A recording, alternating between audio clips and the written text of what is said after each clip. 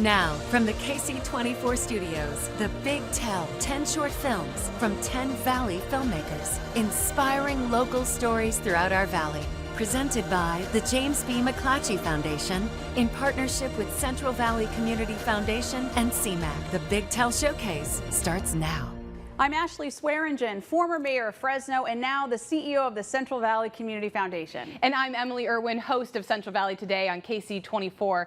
This is the 5th year we've celebrated our Central Valley with a collection of 10 captivating 5-minute mini documentary films known as the Big Tell Showcase. Each spring, the Central Valley Community Foundation invites Valley filmmakers of every experience level to submit their big idea for a documentary film about a lesser known or an undiscovered Central Valley story. And then our panel of judges carefully selects 10 ideas, and the 10 winning filmmakers receive a $5,000 grant to create their films. Along with production funding, the 10 filmmakers receive a mentorship with Emmy-nominated documentarian Sasha Brown Rice, who guides them along the filmmaking process, coupled with a membership to the Community Media Access Center, providing access to all types of film equipment and resources. CVCF received so many riveting ideas this year, it was really difficult for our panel of judges to select only 10 stories.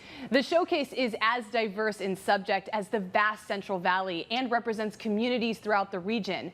The makers of the film themselves are also diverse in background, ethnicity, age, and film experience level. We want to thank our presenting sponsor, the James B. McClatchy Foundation, for funding this project and lifting up these amazing stories. Now, we present you with the 2021 Big Tell Showcase.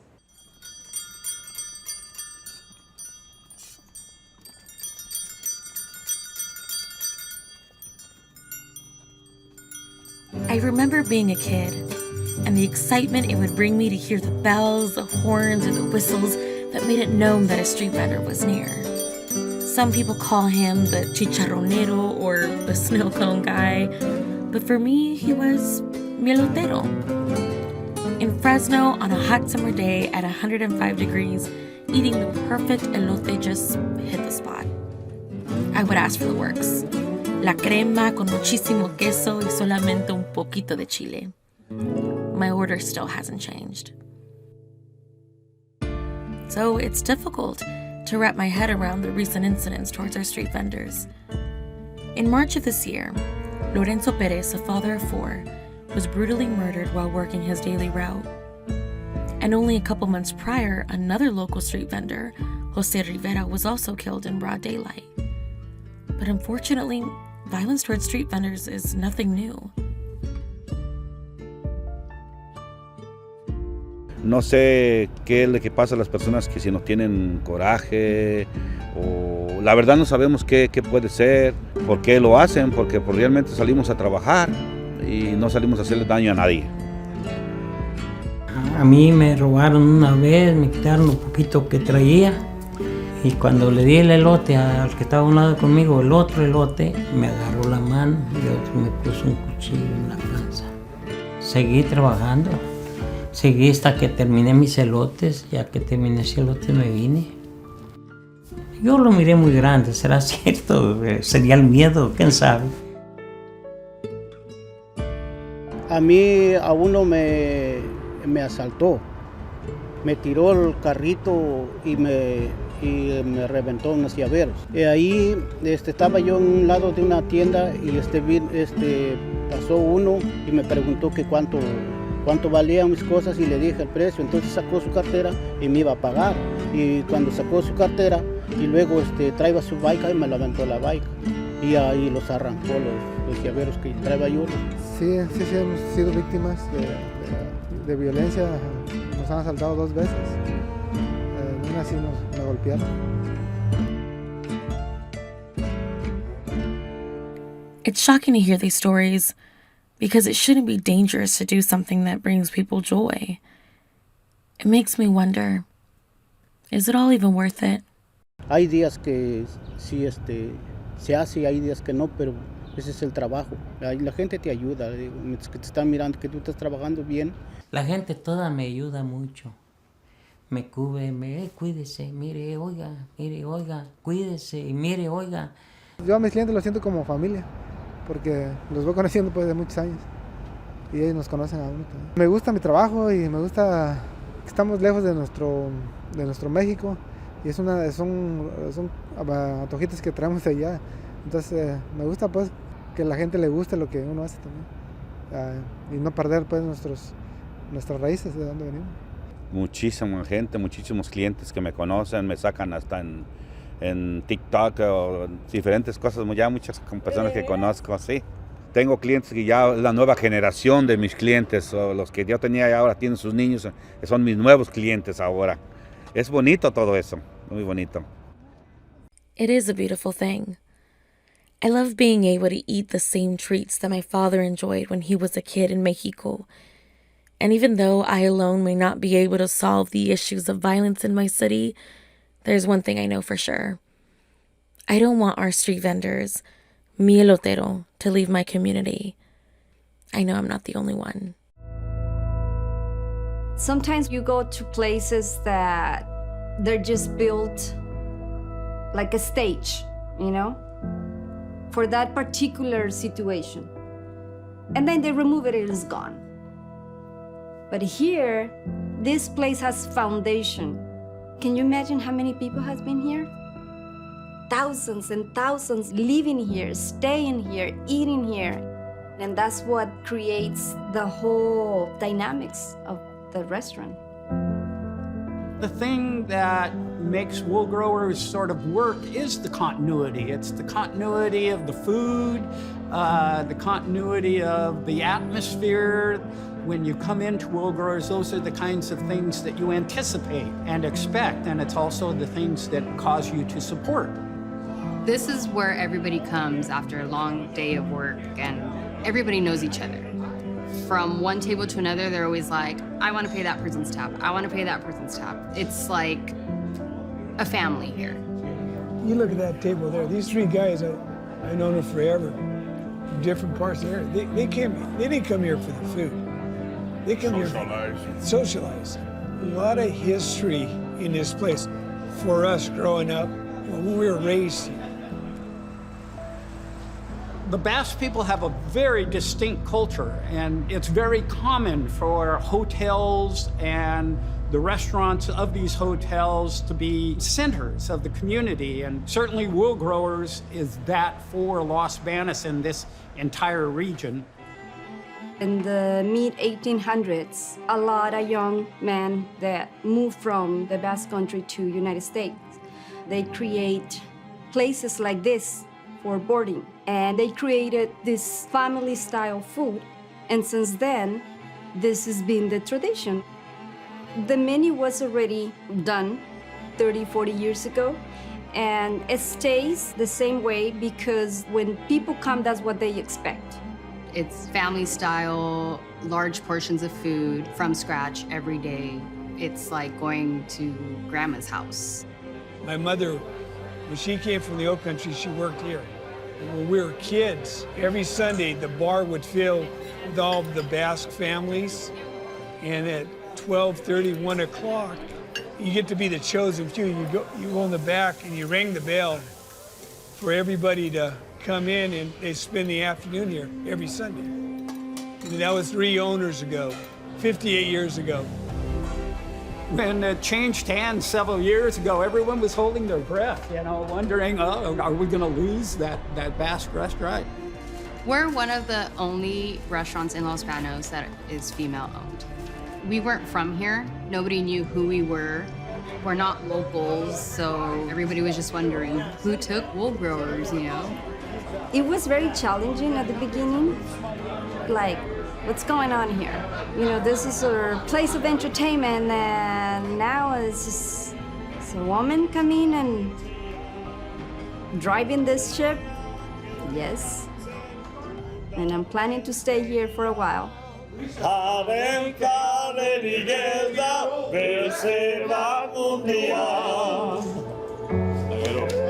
Los Banos is in that transitional period of trying to figure out, you know, what we want to be when we grow up and what we're going to be, you know, like in 30 to 50 years. And, you know, it's really hard to say.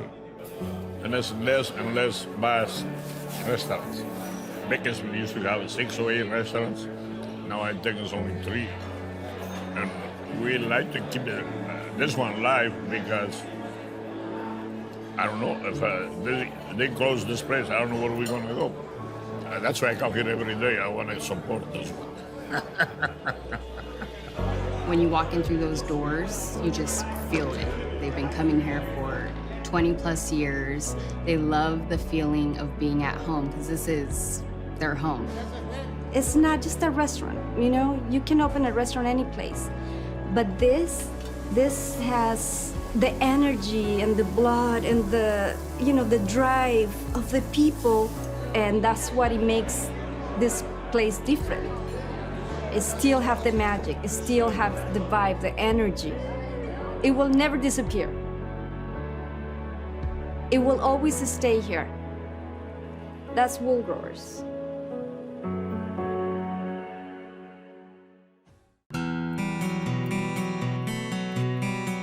We wanted to bring back this culture that we thought had been lost.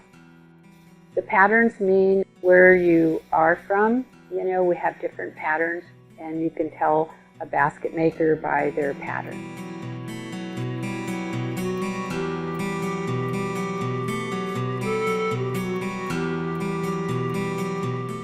I'm Sandra Chapman. My sister and I always wanted to learn how to make baskets, so we started gathering our material, which we did that for about 7 years. And then we were in SEBA. So then I went to Florence Brocchini, and she taught me how to twine. And when she taught me how to twine, I said to her, "What do I owe you?" And she said, "I can't charge for something the Creator gave me." And I'll never forget that. They're beautiful, and you kind of think of them as that, as a piece of art or decoration or something. But when you really start getting into it, it's just so much more than that. It's more than a basket. Language and environment's connected. Of course, our plant names can tell us what the environment was like when European settlers or the Mariposa Battalion came in and chased our people out. She watched her grandmas make baskets or cook or do things in Yosemite and Albertel, and like they couldn't take care of their children. So like they did go to boarding school. And it's very difficult without our federal acknowledgement because we're not able to gather even in our homeland, Yosemite, because we're not federally recognized.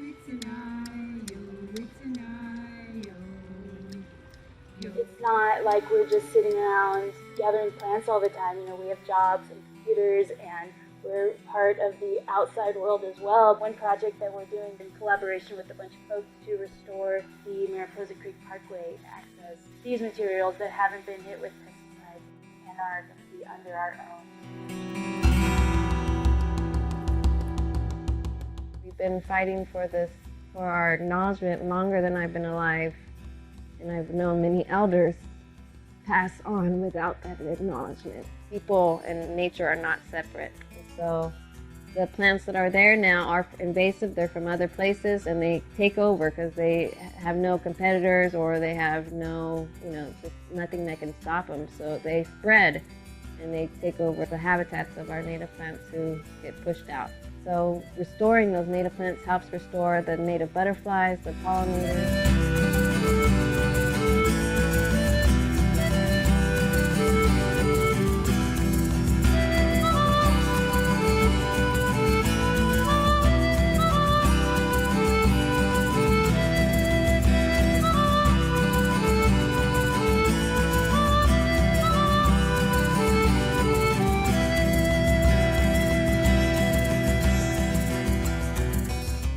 It's amazing, it's something that you can't really describe. Taking something from an elder family member that they learned from an elder and just passing that on. We're using pesticides on things, and some of our basket makers have gotten cancer because when you split the red bud, you put it in your mouth and you peel it. You eat out of them, you carry your babies in them, and you don't want anything to harm them. I want to learn how to take care of these plants so we can make baskets. I was raised there and I wanted to work in Yosemite. I grew up in the ceremony there, and I always was like, well, this is where I want to be. I was a first generation student to go to university and graduate in 2009 from UC Santa Cruz with environmental studies and economics. Just learning, one, about the materials and the connection to the land, learning about the process and being with other women in your family and your tribe, and the connections that you're making while you're sitting there weaving together and talking about everything. To get my Master's of Science in Natural Resource Management from Humboldt State University. So I did that, and I came home, and I also served on our board as secretary for the Southern Sierra Miwok Nation. And we want to just make sure that these young people, the young kids know, and they can do this, and it's something that they can keep going for a long time. In the mid-20th century, a new design philosophy emerged: organic modernism. Organic modernism embraced and incorporated design with all of its random imperfections and natural flowing shapes. This radical new style spanned many disciplines: architecture, furniture design, and fine art, including ceramic art. In ceramic art, one designer from California's Central Valley stands out above the rest: Stan Bitters.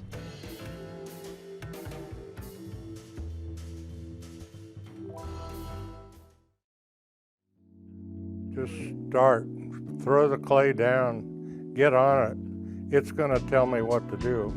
That's generally the only way I work. They demand drawings and I kind of do some wiggle things, but it ends up that I do what I do, and that's what you get. I think the goal tends to lead in different directions, like medallions tend to be very organized and deliberate graphic statements, like the Duncan Project, because of being contained within a very definitive form. So that demanded a certain attitude.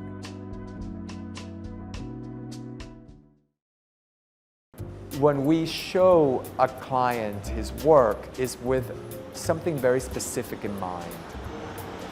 Clients that really appreciate the handcrafted, who really appreciate the tradition in California of arts and crafts.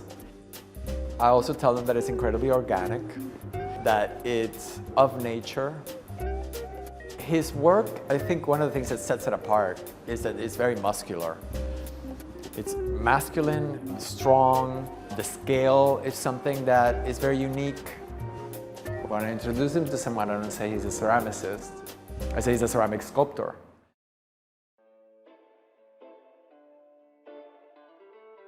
Only in terms of being very earthy. You know, I've been categorized as being not only earthy, but kind of gross in terms of how I respond to the material. And I do that because I want as many times as I can to retain that look and attitude of clay and what it is. He explores in a way that most studio clay artists don't, where he takes risks, and sometimes it doesn't work, but many times it comes out with a beautiful result. From very primitive to very sophisticated, from small birdhouses to giant sculptures.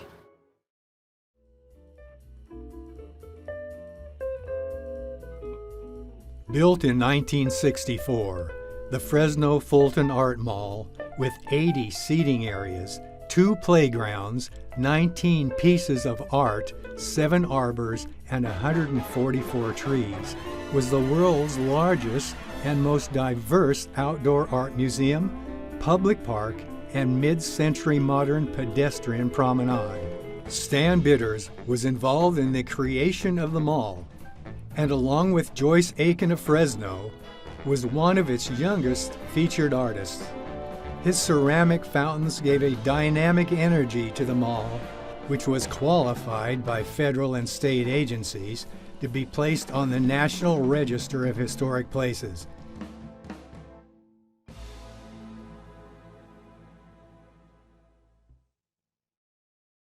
Stan Bitter's work represents a lifetime of experimenting and observing and creating, always striving to be more than just relevant, but engaging and provocative. From the whimsical to the majestic, from the sacred to the profane. Spanning 2 centuries and still as intriguing today as the day they were first created. Fresno is a sense of belonging, growing, a relation to people, to earth, contemplative and directed.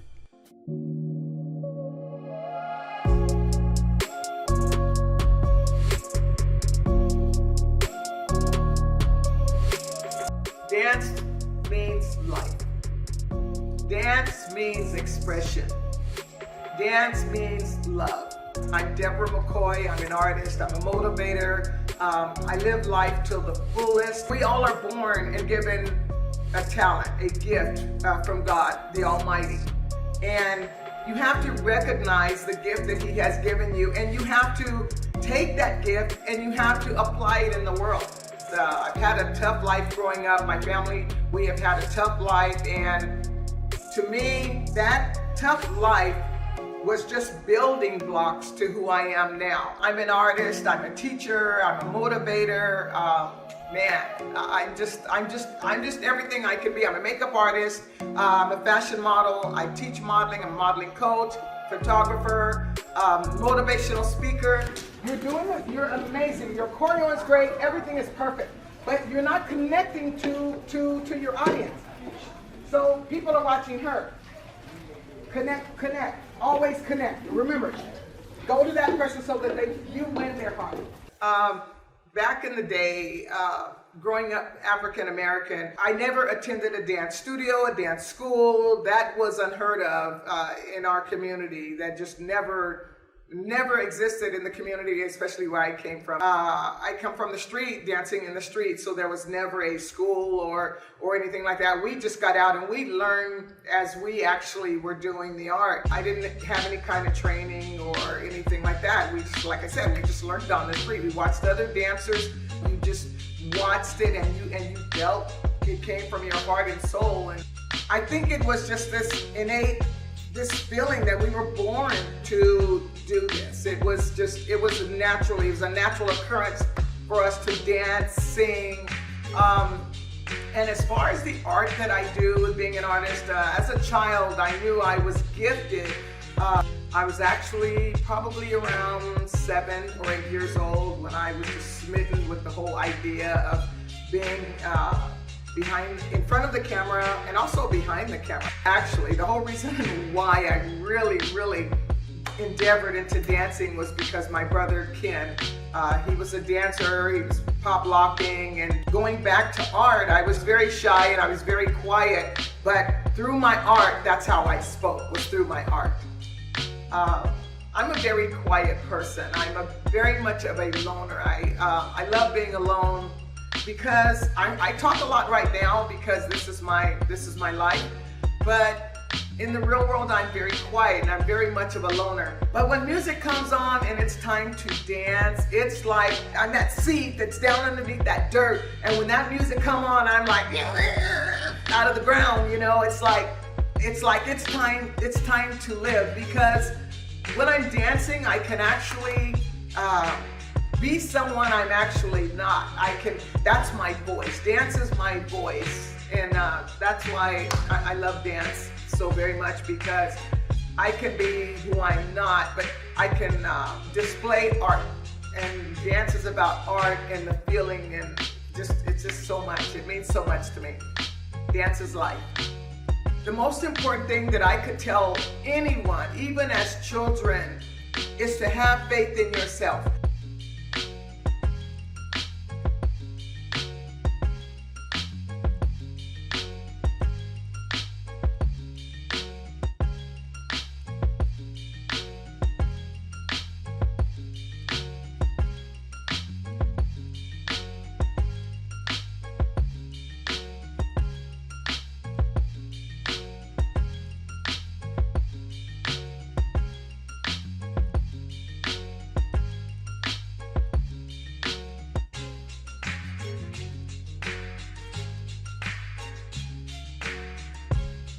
Something very special was discovered in Madera County in May of 1993 at the Fairmead landfill, fondly known to Maderans as the dump.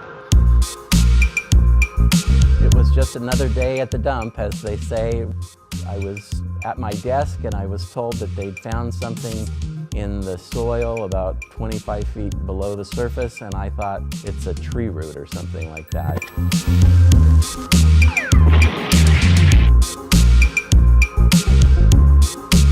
Scrapers were rolling, pulling up dirt, and they scratched out a 12-foot long pinkish colored anomaly in the color of the rest of the soil. They knew they'd found something because you could go days and weeks and never find anything different about the soil. When they had experts come in, they determined it was a Columbian mammoth tusk. It made worldwide news in the paleontology world. It was actually during the summer of the first Jurassic Park. It all kind of wrapped together, and there was CNN. It was like, oh my goodness, this is like world news for us. And the tusk was just the first largest find. Then they began to find hundreds and hundreds of other bones from all sorts of different animals. It was one of the most significant finds in North America to find this many Ice Age fossils. Not many places outside of La Brea tar pits has this many fossils concentrated in one singular area. Over 15,000 fossils. To this day, we're still finding them. Fresno State paleontologists were excited to have a source so close to Fresno State. Normally, the big warehouse for paleontological bones is UC Berkeley. Madera County is not a metropolitan community. It's best known for raisins, wine, almonds. It's right dead center in the middle of the state of California. It's a tight-knit family community. We're a very happy community, very welcoming. It's a smaller county in the San Joaquin Valley. The whole Central Valley is an agricultural area. In fact, it's known to feed the world, and Madera County certainly is part of that. 700,000 to 1 million years ago, this area was pretty much an open savanna plain full of giant creatures at the time. They walked around on our valley floor.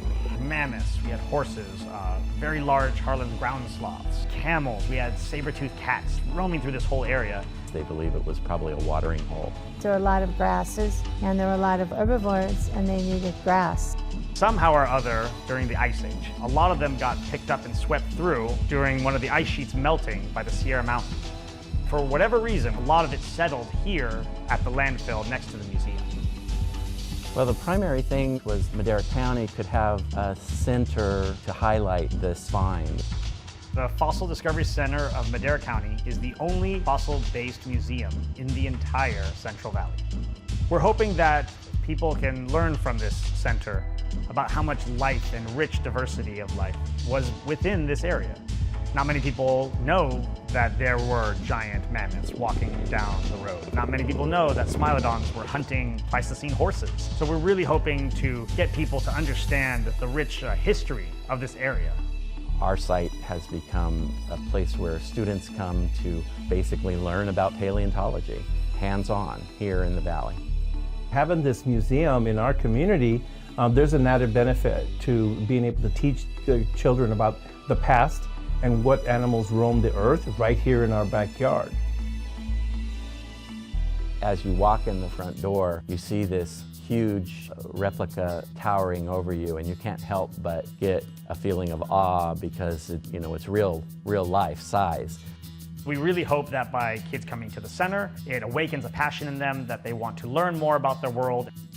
It's a big world full of so much knowledge and information. It's very important we ask questions because then it opens up new areas and new avenues of sciences that we can start to look into. Sometimes a child will come up with a simple idea that a PhD professor has not even considered. Something significant in the science world has been found here. It is a place of scientific knowledge. You don't have to always go to the Bay Area or Southern California. It's a legacy that will go on for the area and Madera County.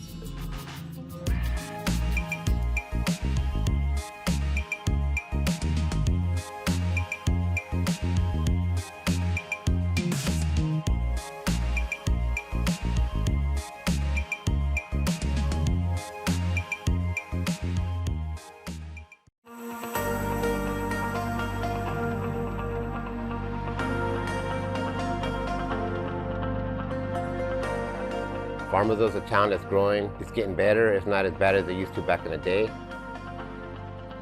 We started this program called the Leave No Kid Behind program. Time, go to your corner.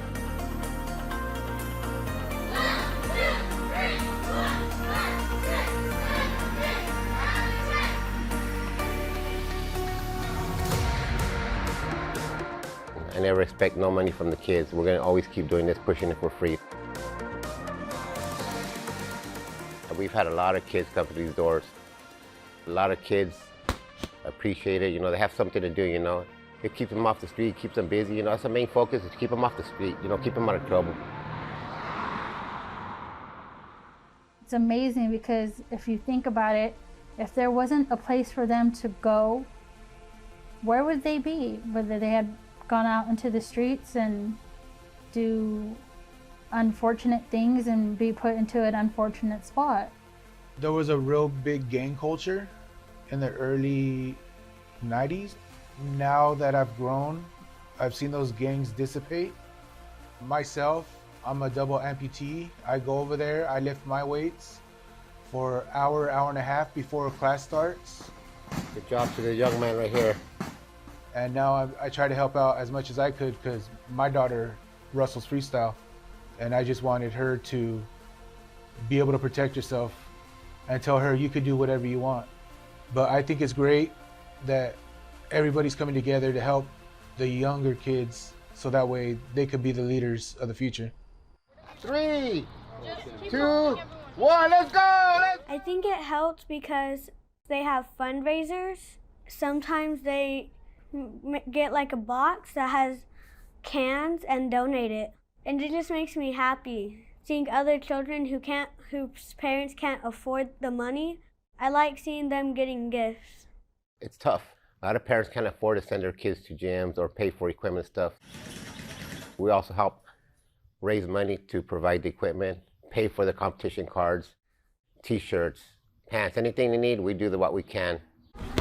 Our free programs we offer: boxing, wrestling. We have a fitness program with help from my other coaches like Juan Jimenez, my brother Johnny Torture, and my buddy Tom Owens, who helps out with the jiu-jitsu. Pretty much is a group thing we started doing. I work with a lot of the parents here in the gym too to help me out. You know, we all brainstorm together to do fundraisers and stuff like that. Pretty much this gym is pretty much a family. Everybody here respects each other. Everybody takes care of each other. Everybody here has each other's backs. That's what I love about this tight-knit group.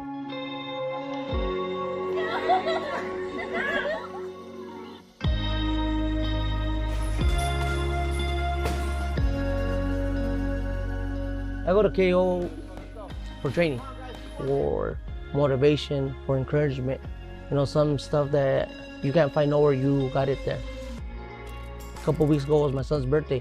He was kind of bummed out about it, and they all got together, the whole gym, and threw him a surprise party, like a huge birthday surprise party for him. Happy birthday, Boogie Man!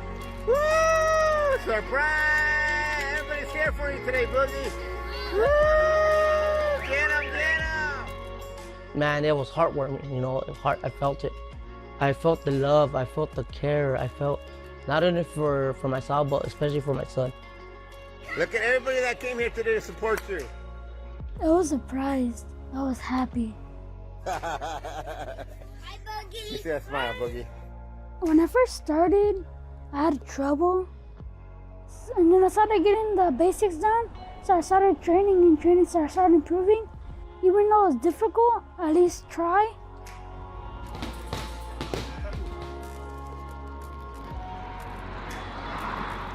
We have kids from everywhere, coming from Wood Lake, from Tulare, Lindsay, Exeter, Farmersville, Visalia. We get kids from everywhere.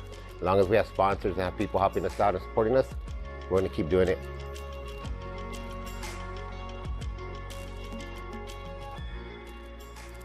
It's a little gym, but they have big hearts there. And if somebody needs help and we can help them, we're going to be there for them. It's the love for the kids. This main thing is to focus on the kids.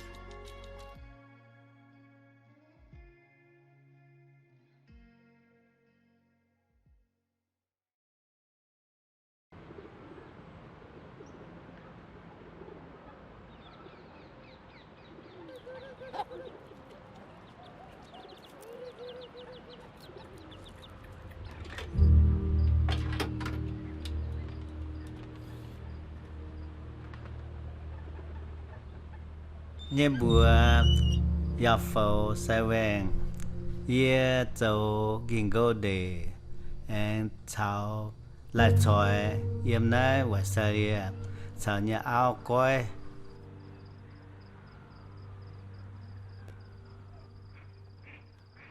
coi sẽ chiến ye châu đề yếm nai và sai tu tiếp yết hàng ít chán y bùa kép bà kinh go mẹ bà ye sẽ chết coi đom đom y bùa anh tài chọn tin nhị chun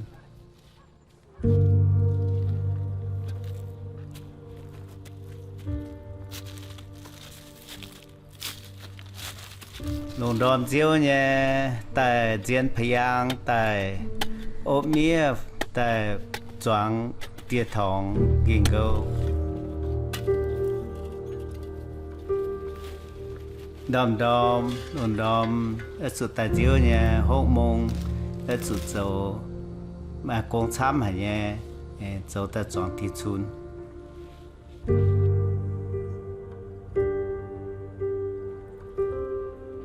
chọn biểu chọn lại chọi nên bà câu hả nhé bà yêu ở châu nhé nhé để na mà bia cứ chọn bữa biểu lại chọi tại bún na Western community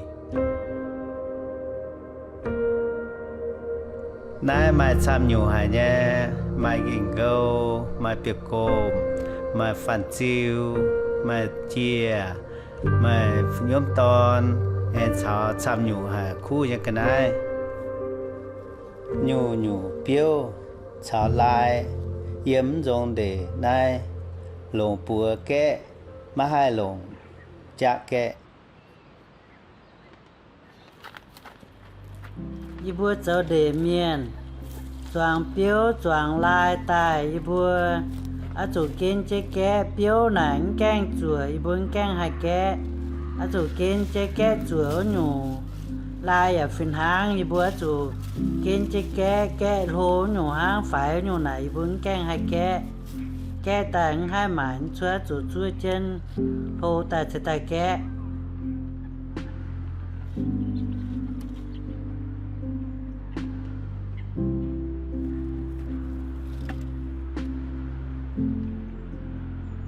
nãy mà theo tham nhé y bùa choàng cái theo cái về lại y bùa biểu tham hại cái y bùa biểu tham tài bùa keng hi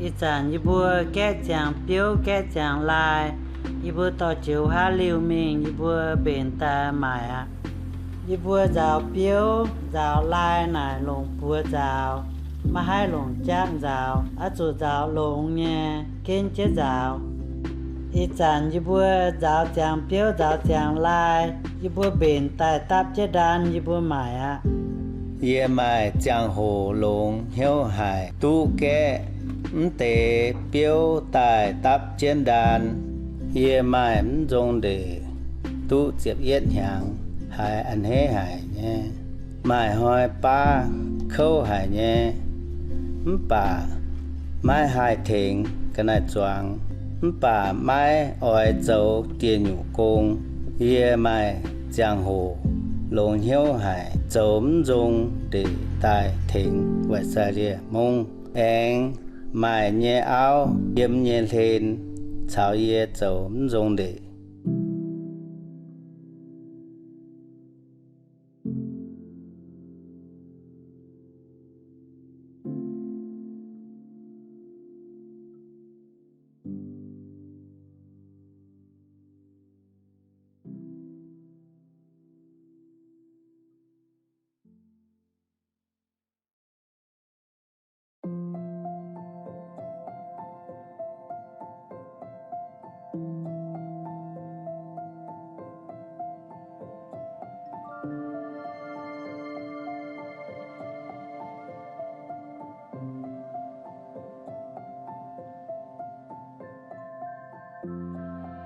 When we first formed EcoPact, we didn't really think about what it could turn into. We just focused on the small things. None of us realized that there was anything we could actually do to fight climate change on a larger scale until we met CCL. We have youth all over the nation, and we lobby for climate legislation. I joined, but I couldn't do it alone. We formed a team. We called ourselves the Kauai Queens. Alice is always the one I can trust to be on the computer late at night to brainstorm with. We can always count on Jayla to provide an extra brain and set of hands, and Abby is the one to help figure out the logistics and details of how things are going to go. Together, we are the Queens, and we are an unstoppable team. Plastic bag. All right, okay. Let's go. Okay, we can make it across before it comes. Three Rivers is a smaller community. They actually live near one of the rivers, and this is their home, their play place. They want to save it, conserve it. Most of my childhood was spent in Three Rivers, which is small and big backyards. Sequoia Park's right by us, lots of outdoor time. They play in the river, and so to grow up playing in it and see trash floating by, trash that's not going to biodegrade. I'm trying to get the plastic bag off, but it keeps ripping off. At school, we're trying to set up a composting program. We're working on getting plastic straws replaced with compostable ones. We're also getting this book together of students creating like a letter or poetry or art. And we're trying to reach out to gateway schools that live close to national parks.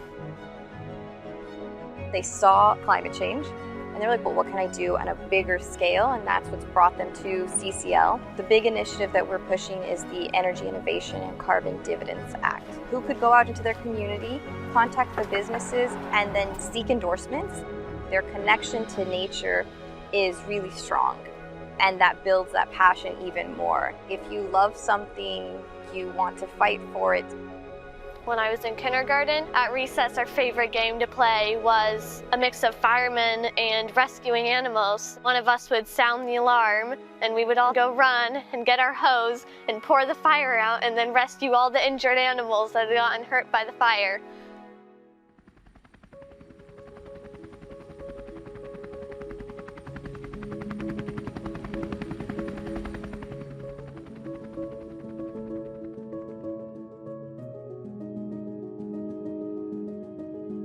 What it used to be a couple hundred years ago is there would be small fires like all the time. That was just part of the natural ecosystem. But then we started suppressing fire and the materials built up. And then along with climate change, now when fires come through, they get to be so much stronger and bigger and more threatening to us. It could get to our house, but hopefully it won't.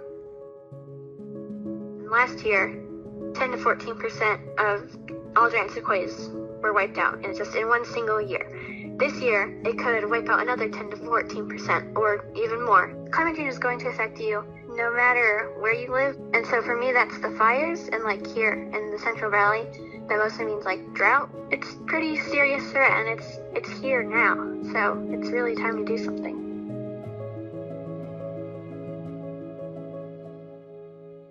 Look at where you are in your community and do what you can to help. Small steps. Don't get carried away by this ginormous problem. If you live in Tulare County, it's probably hot weather and fires and air pollution. If you live somewhere else, it'll be different problems.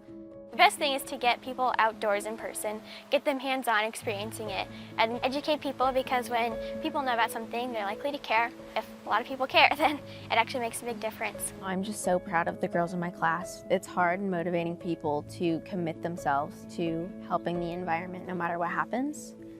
Know that every person can make a difference. We are doing this because it's our future that it affects. But it would be really nice if grown-ups could help us out a bit.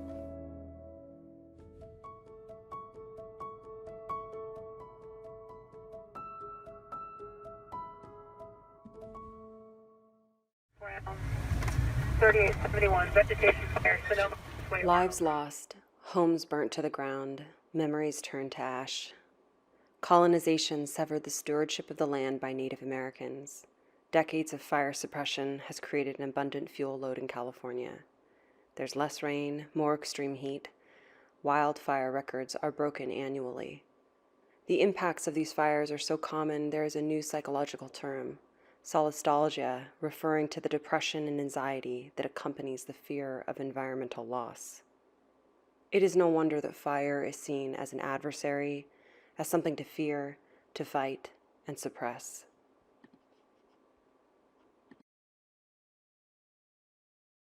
Manahoo. I am Ron Good. I am the tribal chairman of the North Fork Mono tribe. To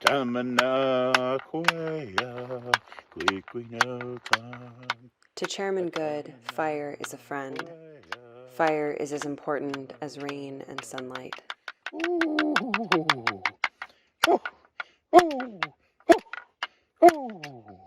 Mana. It's a renewal song. The tribe's creation stories tell us about water, land, and fire, about philosophy, traditional practices, and creation itself. In the Central Valley, Ron carries the fire today. Living in Clovis, he works tirelessly to share his tribe's ancient tradition of cultural burning. My name's Bill Leonard, and I'm with the Southern Sierra Miwok Nation. Hi, I'm Taylor Pennywell. I'm from the Time Maidu tribe in Berry Creek, California, and I'm also the executive director of Red Bud Resource Group. And I'm here because I want to learn from my elders and traditional cultural knowledge keepers. My name is Len Nielsen. I work for CAL FIRE in my day job, and out here on the weekend for having fun with Ron, teaching people about cultural burning. Cultural burning is different from prescribed burns that target areas to reduce fuel and the possibility of uncontrollable wildfires. Prepared improperly, the burn is hot, cooking the soil, and fuel is reduced, but there's no return of resources. Cultural burning expects the return of rejuvenated resources. Small-scale burns happen over time, and the ash is mixed with the soil, creating nutrients. When it cools down, he'll go in and drop everything. And then we'll cut all the hairs down, all the burnt stalks, and begin to rake up. And we'll rake all the ash in with topsoil, mix it all up, spread it back out, and then it'll be done. They're already 4 feet high since March, and we are in the middle of a drought. So for that to have that kind of a return, you know, it didn't need a whole lot of water because the soil and everything was just right.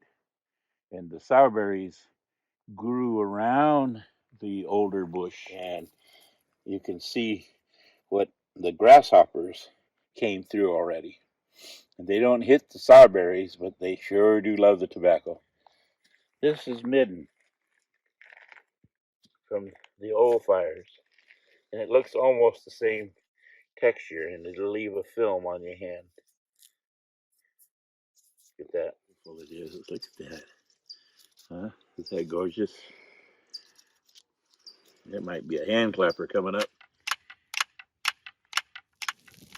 Ron explains, land calls fire, together they call wind, and they bring water.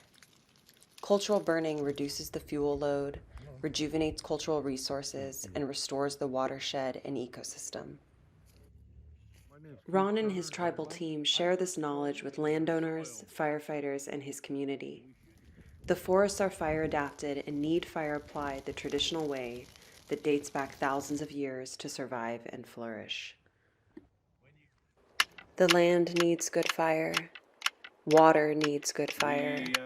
We all need good fire.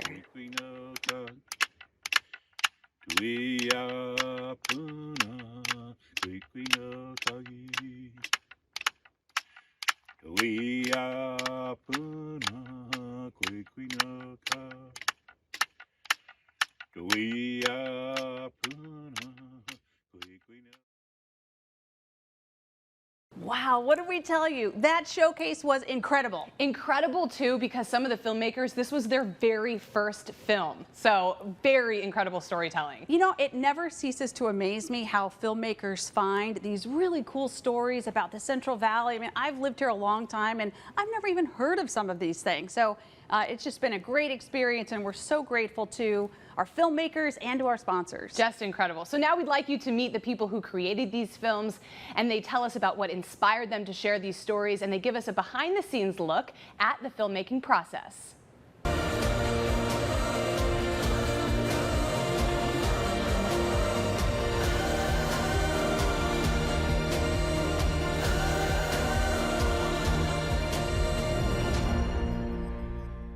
We're now pleased to welcome Carolina De La Torre. She is the director of the film My Corn Man. That's not really the name of the film. You say the name of the film. So it's Mi Elotero. Which means My Corn Man. Okay. Correct. So what is the film about? So for many of us who were born and raised in the south side of Fresno, having Mi Elotero on your block is something that is like engraved in our childhood. So I fortunately had the opportunity to have some conversations with some local street vendors based out of Fresno. And so how is that sort of ingrained in your childhood? And why is that such a powerful memory that you felt the need to make a film about it? I just always remember kind of having one on my block who became my own street vendor. And there's many street vendors here in town who have been working in this field for 10+ years. So they have built relationships with many people, and they now have friendships with people that they see on a daily basis. And I just thought it was a beautiful thing, and I wanted to have the opportunity to have a conversation and sit down with them. And unfortunately, the doc is only 5 minutes long, but it could have been an hour long. So how do you fit this story into 5 minutes? What was that like? Torture. It was really challenging because there's quite a few different faces that you'll see, and their stories are so beautiful and so interesting to kind of see their side of their work. And what are you hoping people get out of the film? Perspective. You know, when you're a child and you're, I don't know, buying kind of like a snack from a street vendor, you don't really know the work that's put into that. So perspective is definitely one thing. And now we're pleased to welcome Matt Mueller, director of the film Not Just Any Restaurant. So Matt, thanks for coming in. What is your film about? Well, the film's called Not Just Any Restaurant, and it's about the Wool Growers restaurant in Los Banos in Merced County. It's a historic Basque American restaurant that dates back to the early 20th century. And we get into the history of the business, a little bit about Basque culture, and the story of its current owners. And I later found out that that was a restaurant that was a huge favorite of my grandfather back when he was going out with his buddies after a day of hunting or fishing or whatever.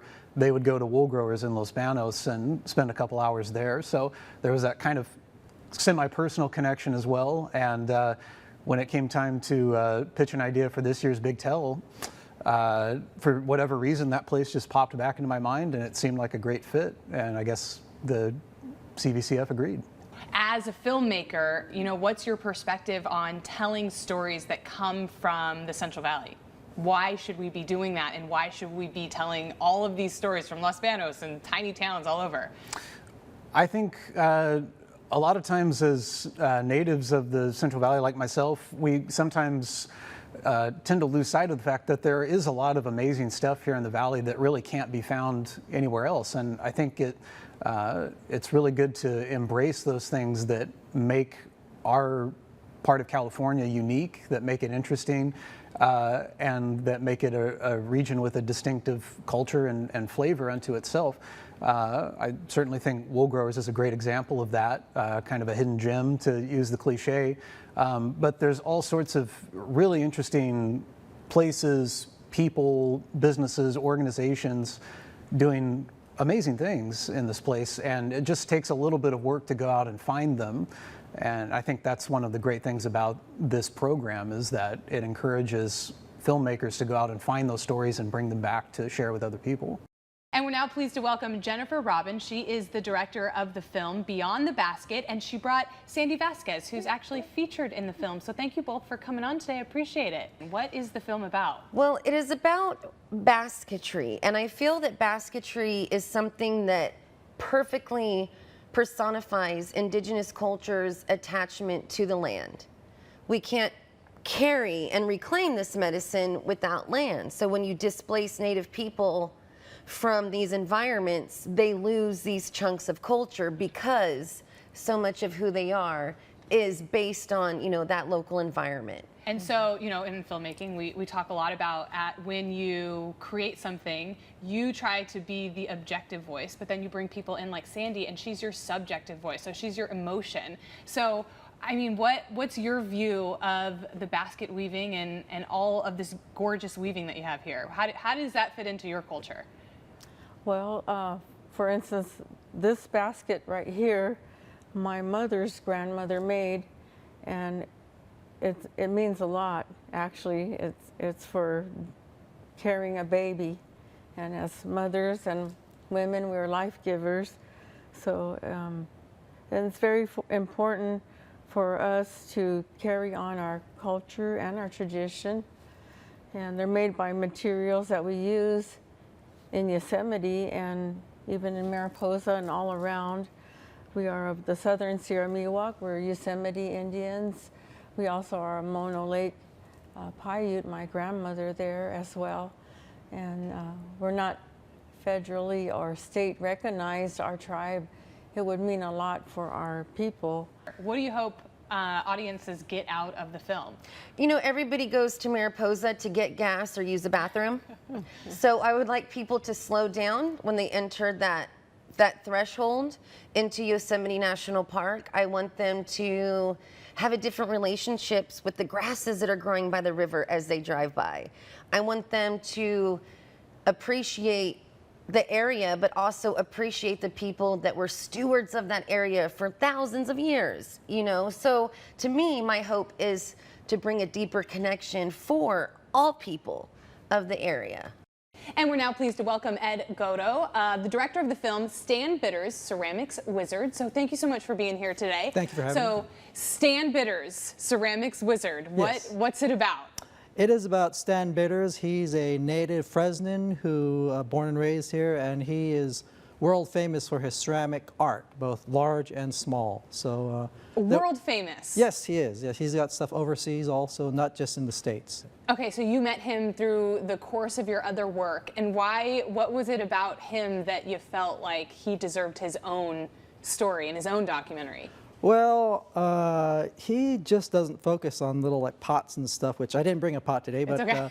Also massive objects and wall treatments, murals. So I thought that is really fascinating. So he doesn't focus on just one size, small little things. So it's he has a whole range of different types of stuff that he does, yeah. And why is this story about a ceramics artist? Why is this story important to tell? Well, not to put down Fresno, but you know, to me, Fresno is not really known for any like well-known artists or anything like that, really. And he is one of those sort of unsung artists who really is actually world famous, not just in the area or California or United States, but all over the world. And he's taken a lifetime to build up this legacy, and I thought that needs to be a story that needs to be told. And so how do you fit this story into 5 minutes? I had to cut out a lot of stuff.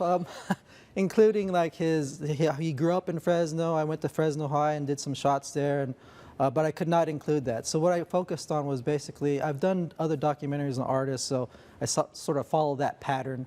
So it was, what are your inspirations and what are your blocks, artist blocks, and then also in this case, it's like, how does the Central Valley influence your artwork? So that's how I sort of structured it. I love at the end, what I like about filmmaking is that at the end it's really laying in that soundtrack, picking music for each, and I put music to each section of the film. So it was fun, and it's a challenge, but it's also fun too. Like, okay, how do I match Stan Bitters' mood or this person who's being interviewed's mood with the music? So it was very, very fun. And we're now pleased to welcome Jeremy Miller. He's the director of the film, The Arts, the Gift That Keeps on Giving. So thank you so much for coming in today. So let's talk about the film first. So what's this film about? So this film is based in Fresno, and it's all about basically, I'm not sure if I should give away the film right away or if I should just make people kind of wait on it, but I'll tell you who it's about. Okay. It's about Deborah McCoy. Okay. And so in that mall, on the second floor, she has just the most amazing kids there. And they dance, they sing, they act, they draw, they paint, they do it all. Okay. And it really just comes from her and her love of the arts. And as she grew up, she just fell in love with them. And now she's feeding the next generation that same love. And just to see it just flourish is the most beautiful thing ever. Okay, I'm excited because we don't really hear, you don't hear a lot about the arts at Fresno as like a epicenter for the arts. Definitely. So I love that you're shining a light on that. How'd you find the story? So I've actually known Miss McCoy for a while. When the Big Tail came around this year, I knew I wanted to do something about dance because honestly, Fresno has a really rich dance culture and a really rich hip hop culture. And a lot of people don't know because we're not LA or New York or the Bay. So because of that, there's just this blind spot. Like with Fresno, there's this vacuum, right? People just don't know. And so I was like, okay, well, maybe if we spot a light on it, then more people will pay attention to it, and then we'll start to see it just grow more in the future, right? Because honestly, in schools nowadays, like the first thing that goes is kind of like the arts. And I'm like, no, that's backwards. Like we want to inspire and feed these kids because they're going to do the same to us with the arts. So that's really kind of why I really was like, this has to happen. And we're now pleased to welcome Eddie Garcia and Francesca Ramirez. They both worked on the film Mammoths in Madera. What's this film about? So this one's about, in 1993, there was a 700,000-year-old mammoth tusk that was unearthed in Madera County, actually in a landfill. So it was a huge story in 1993, and now fast forward to 2021, it's not as well known. So we kind of just wanted to, cover the story and put it out there because it's really neat for Madera and for the Central Valley. So how did you go about telling this story? Because I'm sure that there have been, news reports on it and people wrote about it, and now they have this center, and there's lots of probably academic work on it. How did you guys go about telling the story through film? I think it was pretty simple for us because there was already existing stuff, so we got to pull from some of the archive footage from the guy at CMAC. Yeah, so Terry Dolph at CMAC was really helpful in getting some of the archive footage for us, which really helped us out a lot. And really we just kind of let the individuals who were there or who are involved in the center tell the story. We just kind of, had questions we knew we wanted to ask them, but we kind of just let them tell the story because it's their story to tell.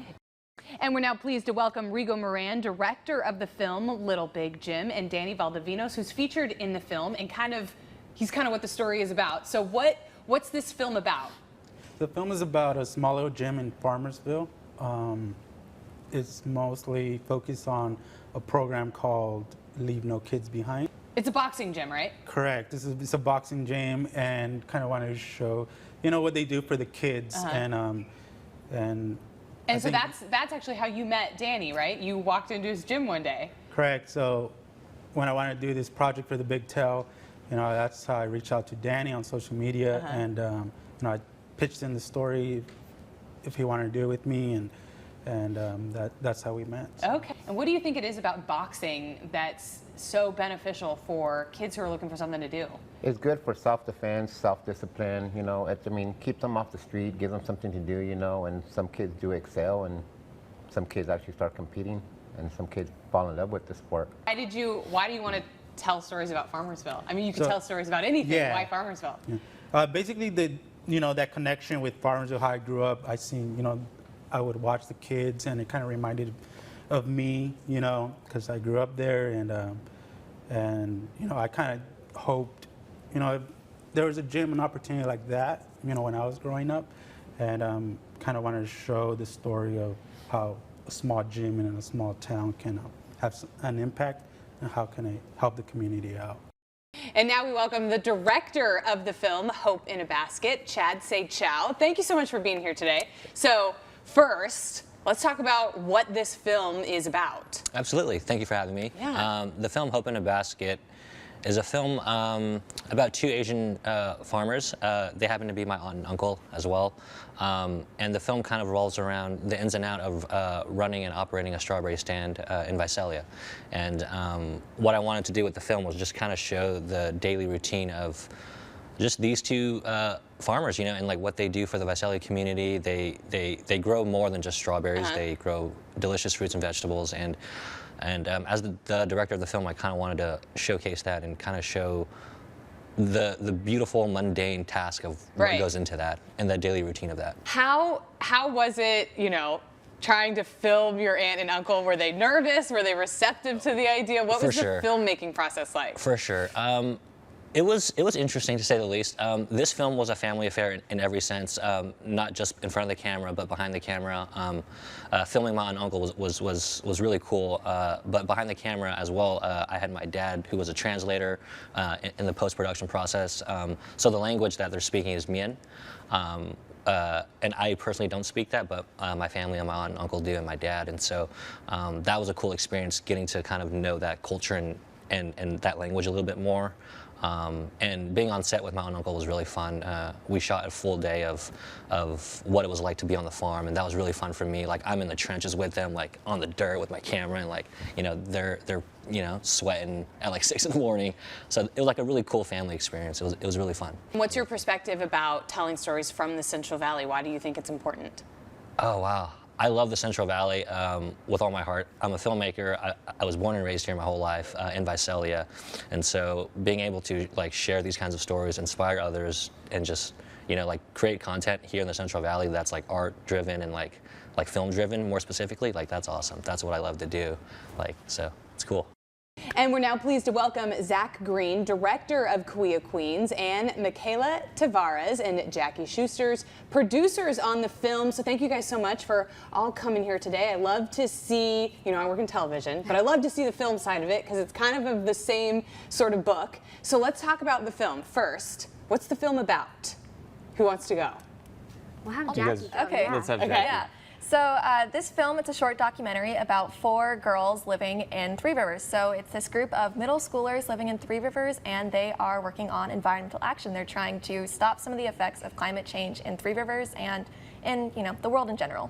Okay. Junior high, is that what you said? Yes, they're all in middle school. How did you find the story? So we were contacted back in April by our main contact. Her name's Andrea. She's from the Fresno chapter of Citizens Climate Change, otherwise known as CCL. And she just wanted to make this possible. Like, it's middle school girls wanting to fight climate change, and they're part of this big nonprofit organization. So we're like, okay, let's take a chance. So we went through the whole application for the Big Tell. We made the script possible. We met with the girls. We met with Andrea. Zoom calls galore, phone calls, emails, like anything you can imagine. And we filmed all summer. We edited all summer, and now it's like our dreams are coming true now. So, were there any other stories, or was that the one? And why do you think that we need to tell that story here? We thought climate change is just such a pressing issue now, and the fact that middle school girls have started to do this throughout their elementary school years and now middle school years, like, we thought, what's more powerful than that? Like, as most of our team as females ourselves, we're like teenagers, young teenagers doing this, like, let's make a difference. Let's see how much we can tell the story beautifully, and I think we hit that, so we're just excited. This was our only like real story to tell for this time, but it was just like, that's the perfect one to tell, so we're glad we did that. And so what are you hoping people walk away with after they watch the 5-minute documentary? Yeah, so, you know, like Michaela said, climate change is such a pressing issue here, you know, with our drought issues, with our fires and air pollution. So if one person can walk away from this being like, man, if these middle schoolers can do all this really cool stuff and try to fight climate change, then maybe I'm going to start recycling in my house. You know, maybe I'm going to try to use less single-use plastics. So if one person walks away from this inspired by these girls and really inspired to do their part and fight climate change, then I think we've done our job with this. Yeah. And we're now pleased to welcome Erica Tom. She is the director of the film Good Fire, and she also brought along some folks with her. She has Emily Alejandriano, and then she also has Ron Good, who are a part of the film. But Erica, let's first talk to you. Thanks for being here. You're the director of this film. What is the film Good Fire? What's it about?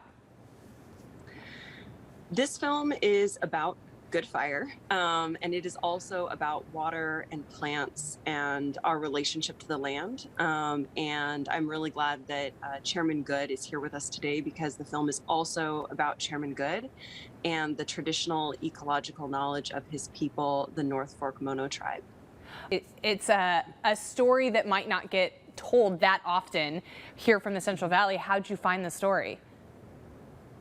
Well, I came to this story a little bit circuitously. In 2017, my family lost our home in a fire. And unfortunately, sometimes moments like that, right, it takes a really big moment of devastation to awaken us to something that's really important. So, Chairman Good, I want to ask you, how important is it for you to tell this story about cultural burning? Because I think, especially in California, we hear maybe one side of the story about fires here. So how important is this story for you to be told? Well, cultural burning is a relatively new terminology, but the use of fire by our indigenous people have been going on for 8 to 15,000 years, the time that we've been living here on this land and using fire as a tool. And so, to be able to say, well, is there such a thing as good fire? Most of the time, people get pretty nervous when you bring up fire or you talk about fire, instead of looking at what it can be used in a good way.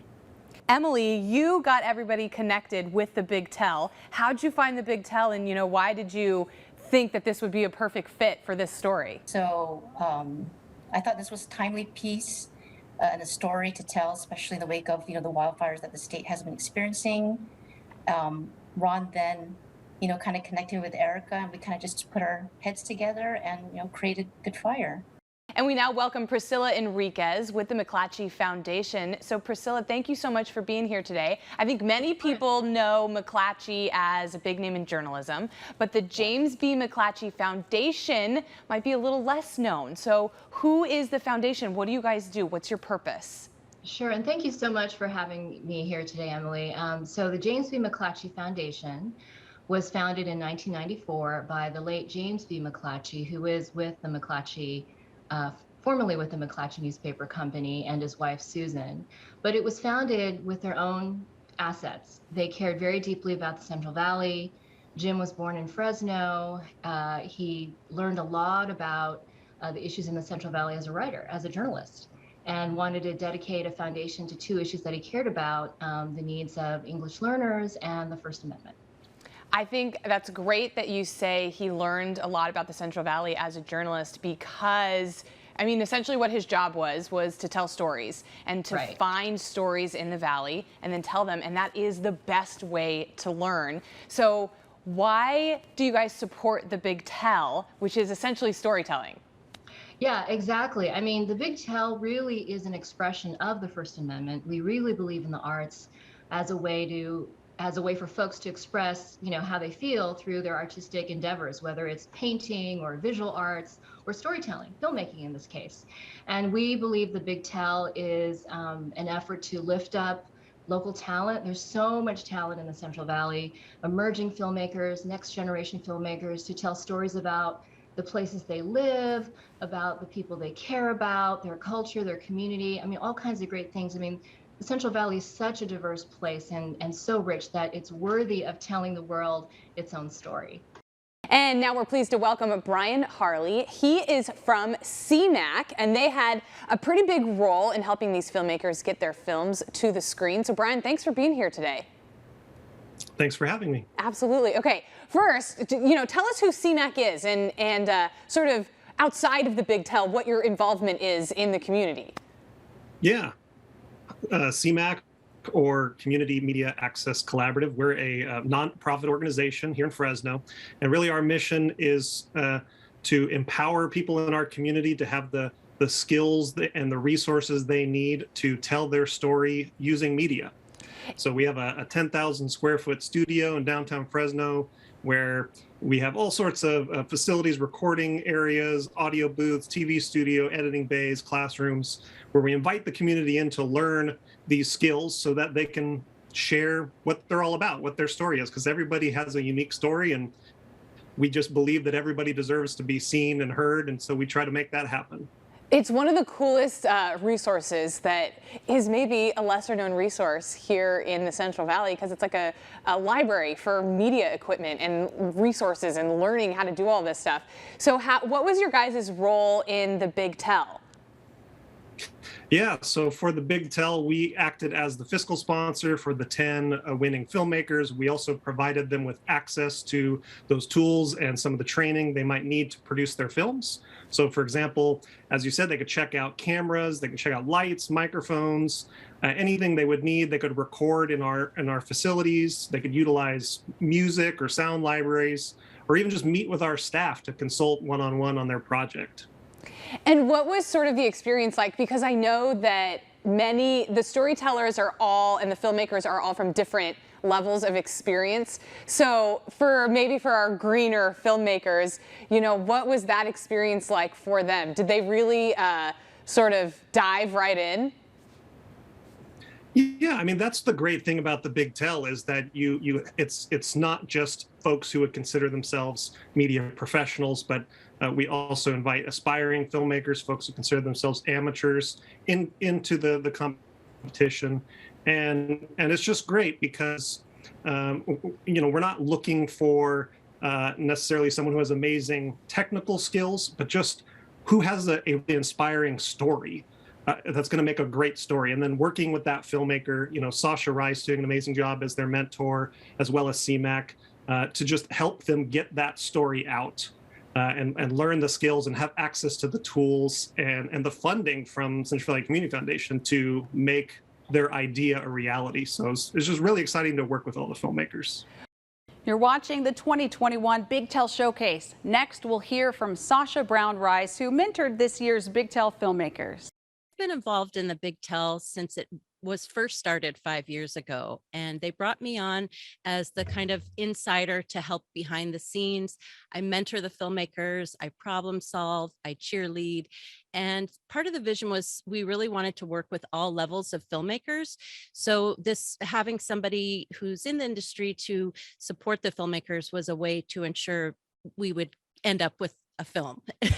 I have done a lot of different jobs in the industry. I would like to say it's more baptism by fire. And that's part of the reason why I really love the Big Tell, is that it gives people who maybe haven't had a chance to experiment with filmmaking, give them a voice. And so I kind of fell in love with producing by accident.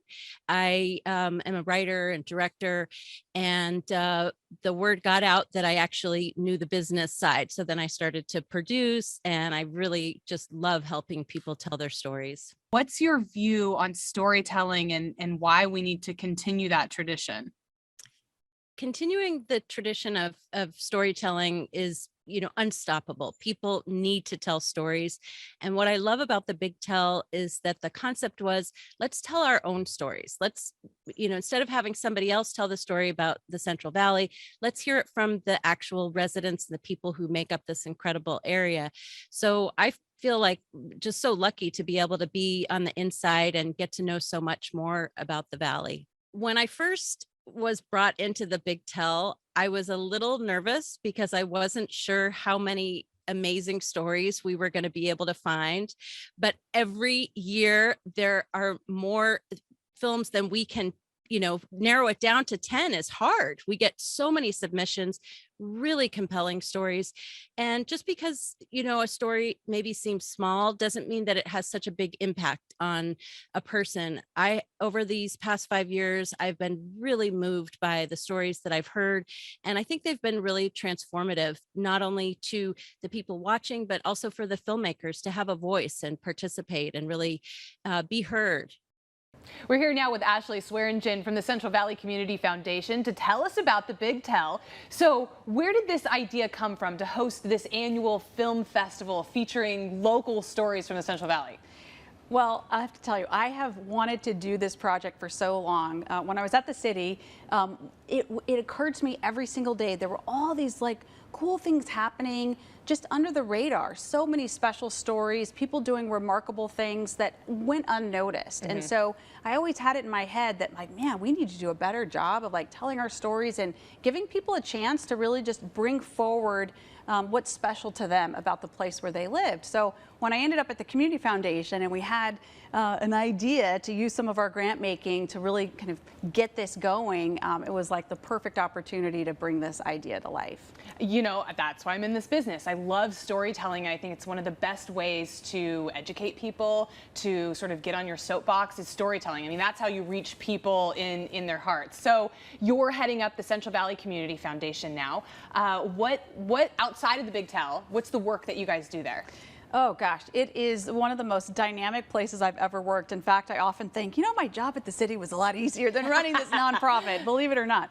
But we have such huge ambitions for our community. We've taken on this huge project called Fresno Drive, which stands for Developing the Region's Inclusive and Vibrant Economy. And our ambition, along with literally 150 organizations that are working together, is that we would grow our economy in an inclusive way, and that people who have not had access to economic opportunity in our community would be the focal point of this work, and that we would make sure we do everything we possibly can do to make sure that there's access to opportunity. So job creation, workforce development, working with small businesses, it is an enormous portfolio, and it's a lot of fun.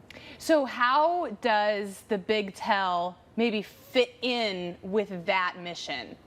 You know, what I find in doing community work in Fresno and the Central Valley for now almost 25 years is there's just a lot of hard work. There are a lot of hard conversations. We don't have enough resources. There are so many ways in which we're stretching to try to bring about positive impact for our community. And sometimes you need to stop for a second and really think about why you're doing that. And the Big Tell is, to me, is the why. It's holding up these different stories and looking and really kind of narrowing in on individual life stories and places. That's just a reminder of, why do we do this big lift all the time? Oh yeah, it's for people like the people we see featured in these films. Because it's really easy to look at a place like Fresno that has millions of people that live in the Central Valley. It's really easy to lump everybody together and to forget that each person has their own unique and really impressive story. So I love the Big Tell. I love storytelling, and I think it fits in perfectly with your guys' big mission. How can people learn more about Fresno Drive? Maybe if they, you know, want to tap into some resources or just want more information. Yeah, we've got a great website. You can go to fresnodrive.org and learn more about what we're doing. There are email addresses there. You can reach out, and if you have an idea that you think connects with Fresno Drive, we'd love to hear about it, and just keep working together to really improve not just Fresno but the entire Central Valley. That's what we're working hard doing every day at the Central Valley Community Foundation, alongside the most incredible community partners that anybody could hope for. When we think about the Central Valley Community Foundation, you know, and you guys have partners, and we have tons of foundations all over the Central Valley. Why do we need something like the CVCF? The Community Foundation is the one place where any single person can open an account, whether it's $100 or $100,000. It's the one place. It is literally the community's charitable trust. There are other foundations on the Valley floor, but those dollars are dedicated to just one organization. At the Central Valley Community Foundation, if you have a concern or an interest, maybe it's stray dogs, or it's helping kids with reading, or any number of causes, you can come to us and we can leverage those dollars with other partners, set up a special account just to benefit that cause. We pool all of those philanthropic resources and then put them to use day in and day out. So it's a really cool place dedicated to this place. And it's a great way, because people that live in the Central Valley, we know what the need is. You know, somebody who lives 8 hours away might not necessarily know what Dinuba needs, or what Delano needs, or what Sanger needs, but people in those areas, the people that we just watched on the Big Tell, they know what the need is, and so then they can come to the CVCF and get that project started. They can't. There's no limit to the creativity that we find among our fund holders and our donors and our community partners. There are some projects that are literally as small as getting started with a couple $100 and, you know, working with area healthcare providers to help, you know, for example, preterm birth moms, or, you know, just all kinds of cool stuff that's going on. And then what we can do is we can start to stitch together those project ideas, try to attract additional dollars, and really increase the impact. So every single day we're like being entrepreneurial and creative and trying to figure out, like, okay, here's the cause, we have a little bit of money, how do we make that bigger in order to affect the cause? And then we get really cool stories out of you, like the Big Tell.